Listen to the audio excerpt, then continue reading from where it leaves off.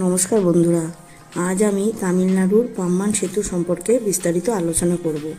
তামিলনাড়ুর এই পাম্বান সেতু হলো ভারতের প্রথম অন্যতম প্রধান সামুদ্রিক রেল সেতু, যা মণ্ডপম মূল ভূখণ্ডের সাথে পাম্বান দ্বীপকে যুক্ত করেছে।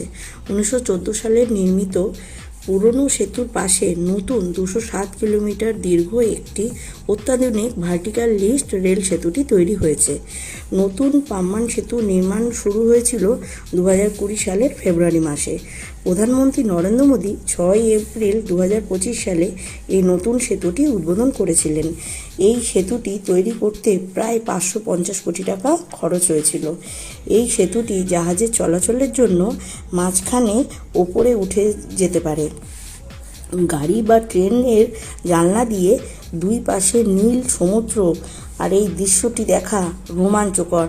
তো বন্ধুরা, আপনারা যদি পারেন একবার গিয়ে এই জায়গাটি গিয়ে আপনারা দেখে আসবেন, আপনাদের ভীষণ ভীষণ ভালো লাগবে।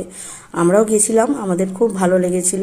তো যাই হোক, এই এই ব্রিজে তিনটে ব্রিজ পড়বে। এখানে আপনারা যদি যান, আপনারা তিনটে ব্রিজ দেখতে পারবেন। একটি ব্রিজ থেকে গাড়ি যাচ্ছে, একটি থেকে ট্রেন যাচ্ছে, আর পুরনো ব্রিজটি এখন বন্ধ আছে।